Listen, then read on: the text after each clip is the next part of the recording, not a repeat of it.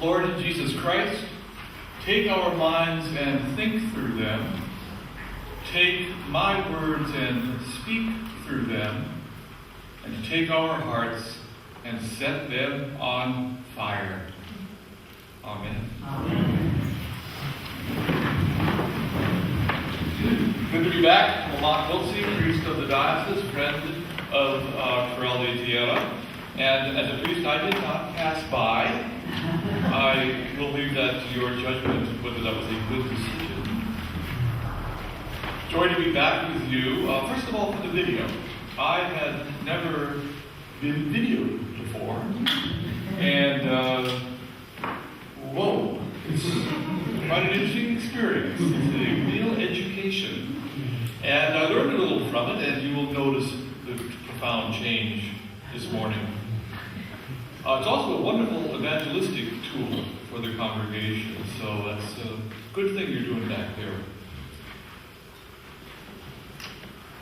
I've known about the parable of the Good Samaritan, as long as I've been able to go to church. You hear it all the time. Anybody not know about the parable of the Good Samaritan? Various cultural references. You from Los Angeles, escapees or refugees, however described, know the Episcopal Hospital in LA is the Hospital of the Good Samaritan. Hospital of the Good Samaritan. And then there are Good Samaritan laws in virtually every state. The state of California has a Good Samaritan law which allows people to help those who are in trouble, specifically automobile accidents. When you are driving down the road and there's a wreck, now if you decide, hey, I got an idea, why don't I help the guy? You can do it and not have to worry too much about being sued for either malpractice or evil deeds otherwise described. And we use, so that's a good thing, the Good Samaritan law.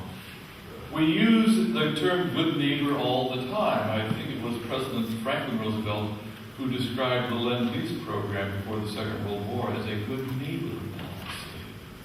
Good neighbor. It is an important story and parable because it points to a way out of the miasmic maze of the present in which we find ourselves. One of the nightmares of preaching is that you write your sermon on Thursday or Friday and something happens big before Sunday morning, and now what do you do? Well, you bend and twist and ride and get up really early on Sunday morning and rewrite it. I'm talking, of course, about the violence in Detroit, Dallas, but also 2 days before, something got shot up in Minnesota and then another one down in Louisiana. So it's, And then you've got all the Brexit going on where Britain's going to leave the European Union, and you've got the calliope of our elections going on with trumpets and Hillarys all over hither and yon. But I think that the parable and the whole passage of this Good Samaritan can give us a way to look at it and to see it and be of good cheer, or at least of better cheer. So we're going to look at this parable from 3 points of view this morning. We're going to look at this story from the point of view of the lawyer, the Samaritan, and the man in the ditch. The lawyer, the Samaritan, and the man in the ditch. Now, the lawyer was a good guy, a stand-up guy, probably a Rotarian or a Kiwanian. And he was in practice in Jerusalem. And, he went to Jesus because he had an inquiring and discerning heart, the ability to get what's going on. So he goes to Jesus and says, "What must I do to inherit eternal life?" Now, this is the lawyer talking. Before the parable, actually, it sort of sets and frames the parable. And Jesus says, well, what do you read? How many commandments are there? Class, remember June 12th when I was last here? How many commandments? 613, Father Lamont. There are 6, remember? Who is here? You try. 613 commandments. So he says, what must I do to inherit eternal life? Or at least to avoid probate. And what does Jesus say? He's a good Socratic teacher. He says, what do you think?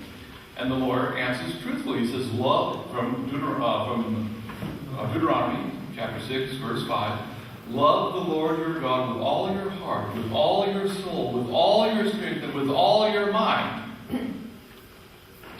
And then the lawyer says, and also, Leviticus 19:16, love your neighbor as yourself. And Jesus said, you answered correctly. That's it. That's it. You passed. You're fine. You're great. And then the lawyer, seeking to justify himself, seeking to limit liability, says, and who is my neighbor?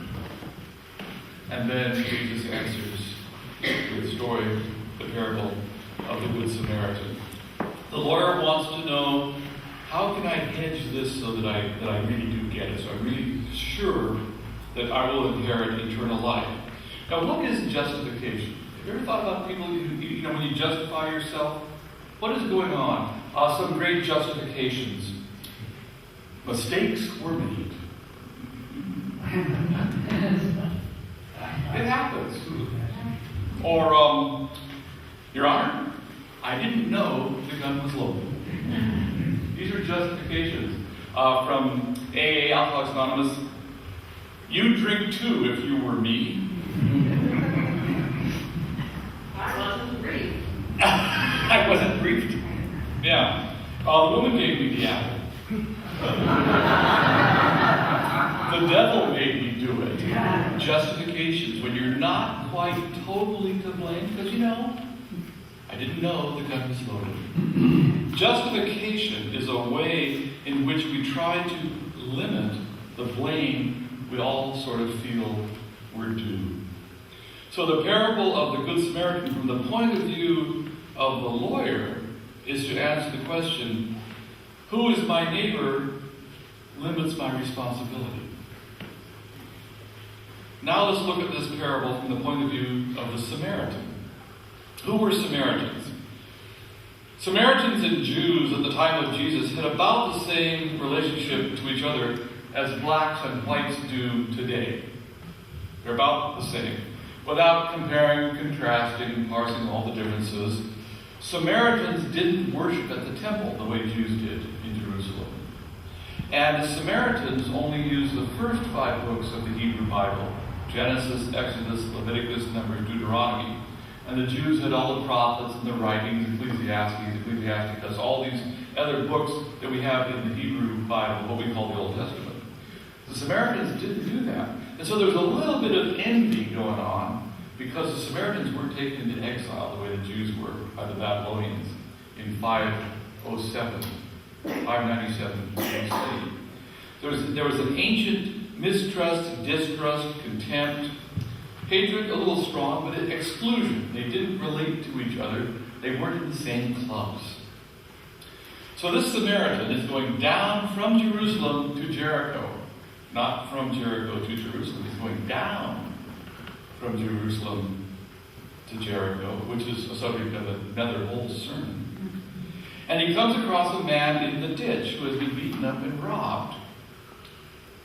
So what he does is he rubs wine and oil, wine probably a little antiseptic, and oil soothing on the guy's wounds, and puts him on his donkey and takes him to an inn, a hotel, and gives the innkeeper 2 denarii. That's 2 days' wages. A denarii is what a day laborer got paid at the time of Jesus.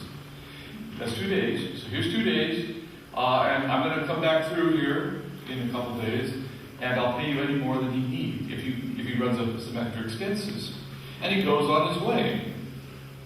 Now this Good Samaritan, although not a Jew strictly from the Jews' point of view, knew Deuteronomy 6:5, love the Lord thy God with all thy heart, with all thy soul, with all thy strength, and with all thy mind.